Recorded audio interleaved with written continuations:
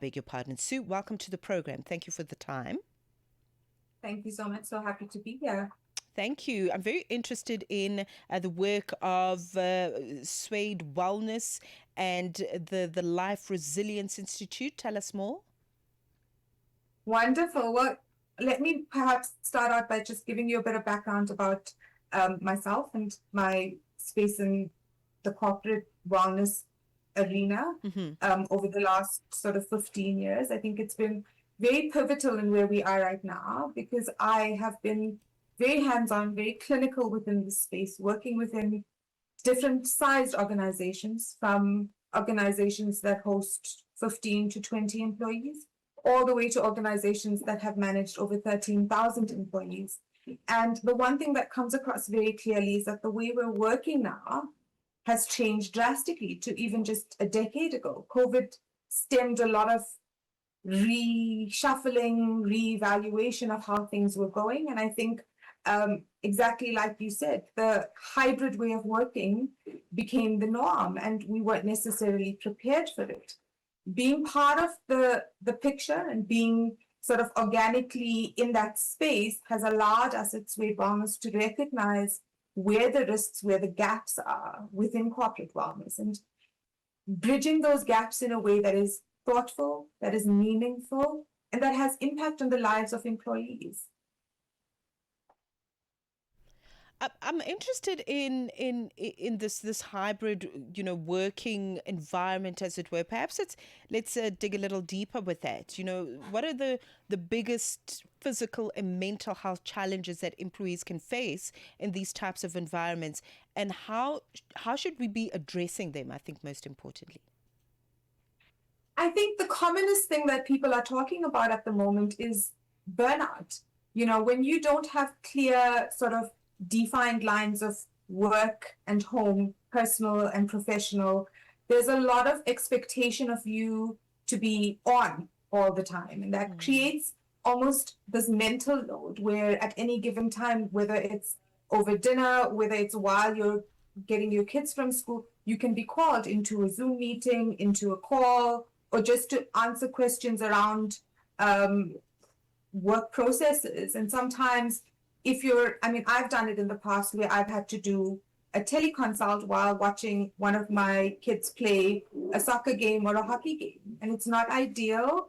And I think this is where a lot of people are struggling, is not just the idea of me being ill or me being sick, but this idea of we're just overwhelmed at the amount of conscious effort we need to put into our daily offerings. Okay, and then something fascinates me. I was actually watching one of these amazing women who talks about the identity economy.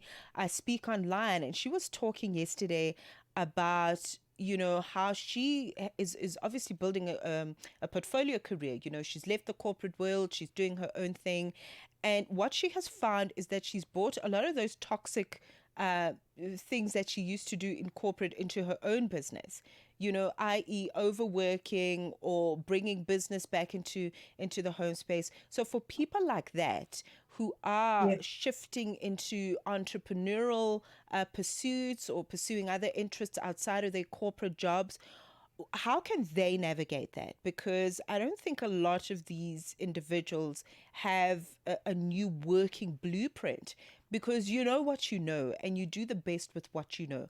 But how can you pivot as an individual and an entrepreneur into making sure that you create healthier boundaries between your work and personal life?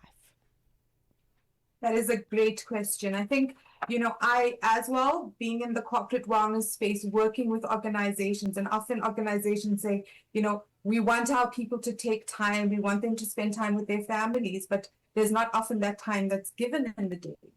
And this is where I think the struggle comes in.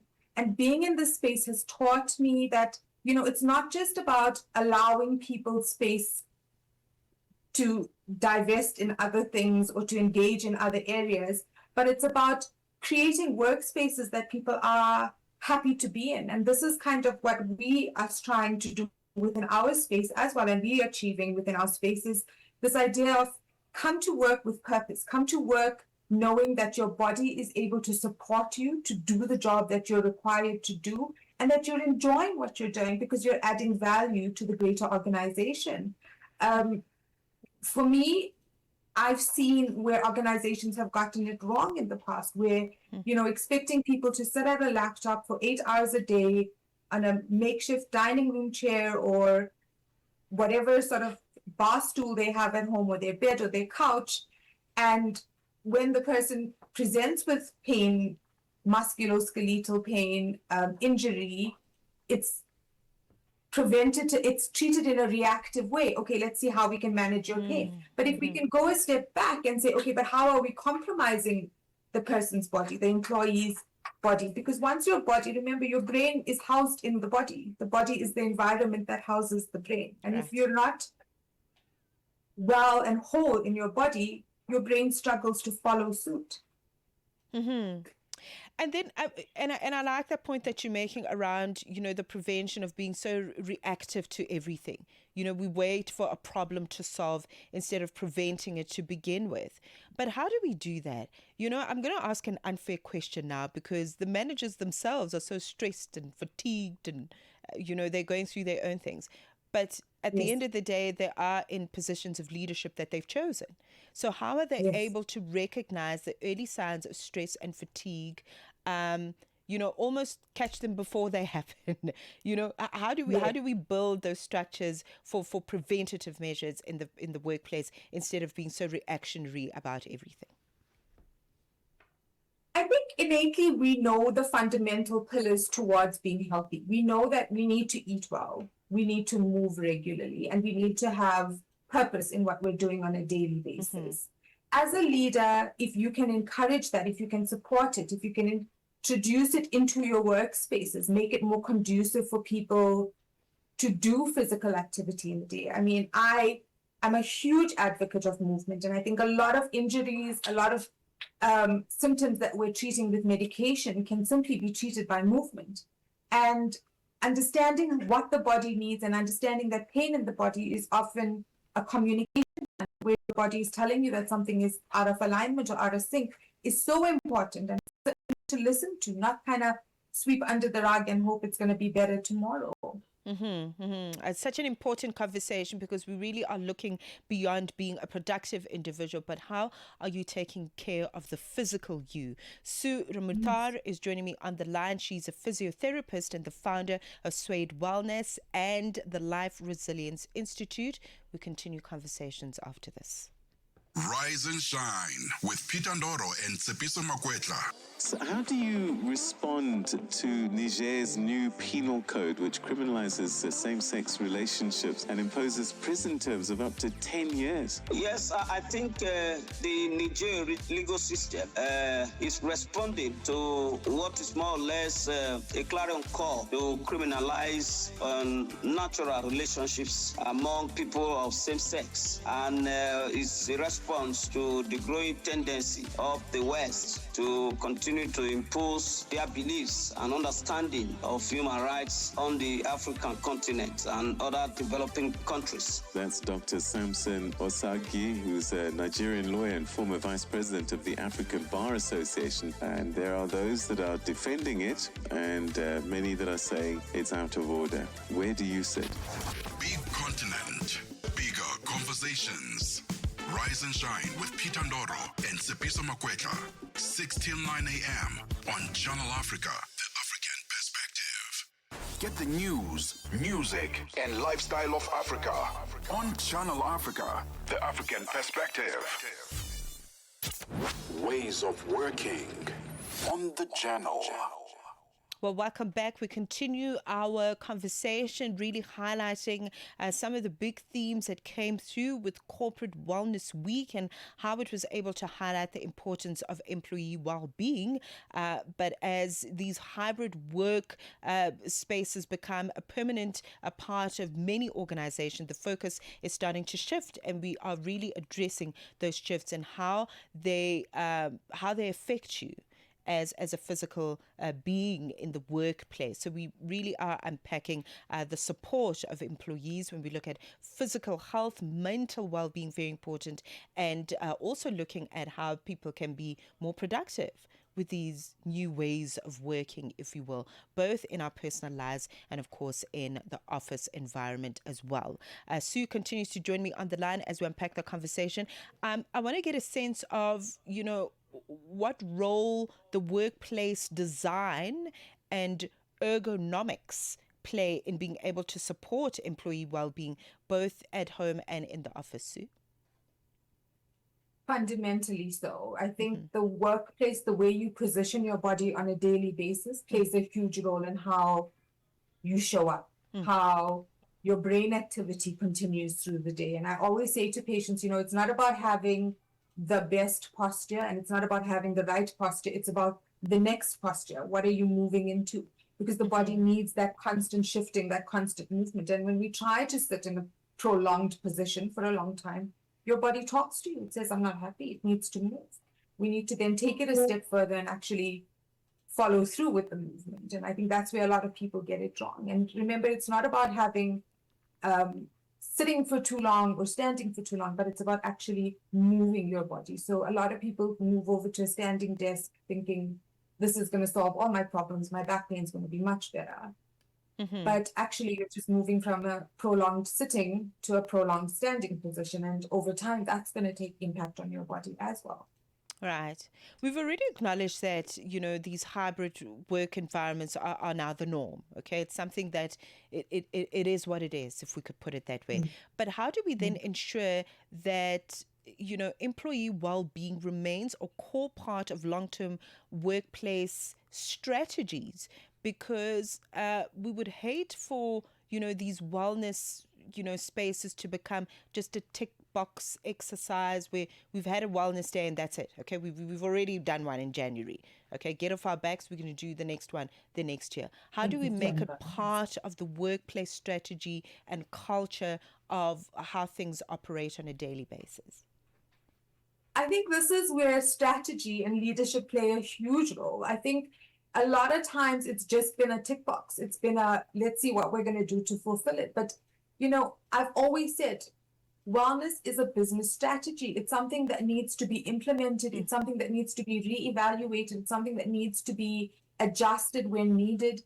You need to have a handle on how your employees are receiving your messages as well and how they're following through with it, offering them support, having a physio on site on a daily basis. So when you show up at work in that morning and you've got a stiff shoulder or a stiff neck, you can walk down the corridor, have access to a professional that can offer you physical, tangible, practical exercises, stretches, movements that you can start doing to alleviate that pain rather than waiting 3 weeks, 4 weeks, 6 months sometimes to get attention to that area because you're at work, because you don't have time to get to the person.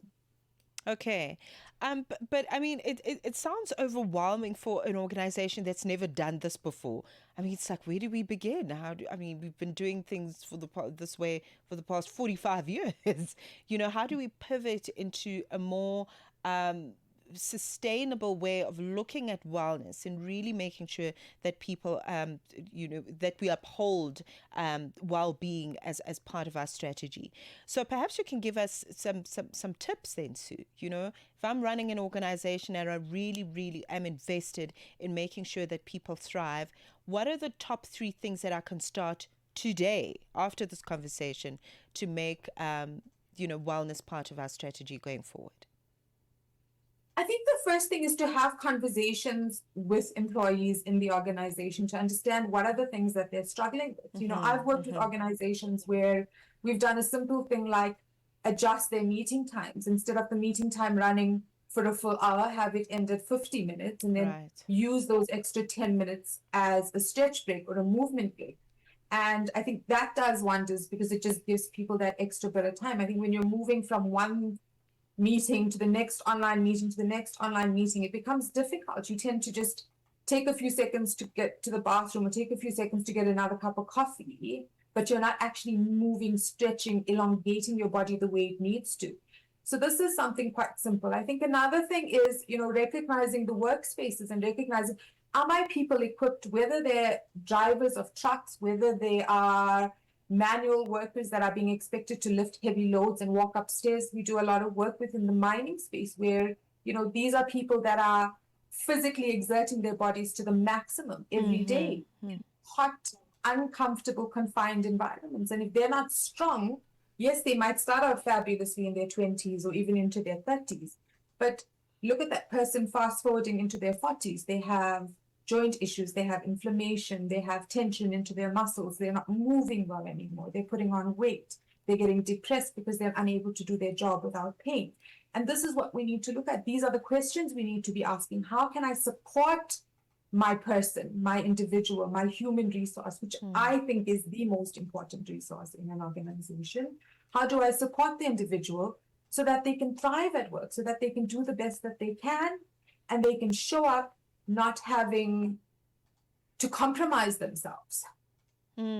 Right. But also, I think just as we wrap up, it's also important for us to promote the message of being autonomous within your own well-being. It's not always left up to the employer to make the right decisions for you. So a message for the employee themselves or the business person themselves. How do we start to cultivate that for ourselves, creating those healthy boundaries between work and personal life and this working remotely? How do I help myself in this context? Great question.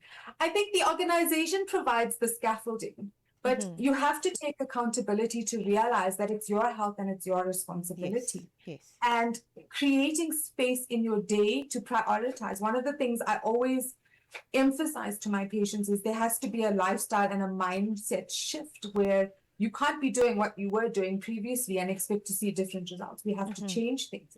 We have to create more awareness of our bodies. We have to create a better connection. And when you think about, your body is really the only entity that you're given in this world to manage and to support. And it's something that you can't exit from. You can't divorce your body.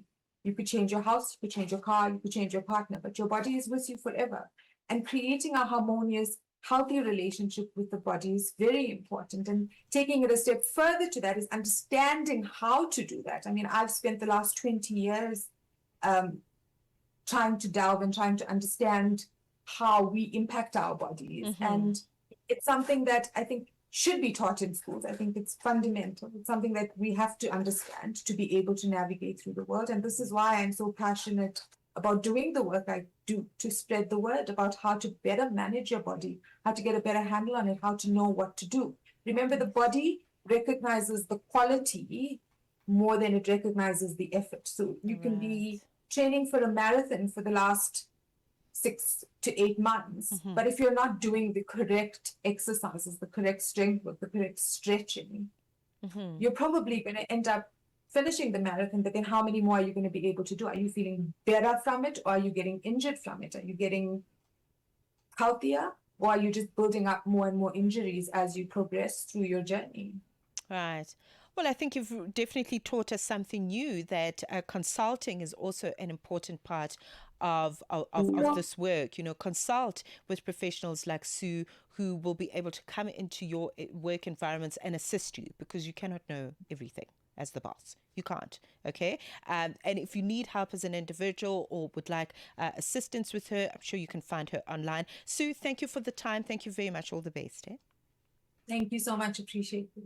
Thank you. Sue Ramauthar joining us in her capacity as the founder of SuedeWellness and the Life Resilience Institute. 9:31, we check in with the latest in sports. Fix what's happening. Sports on Channel Africa. The African perspective.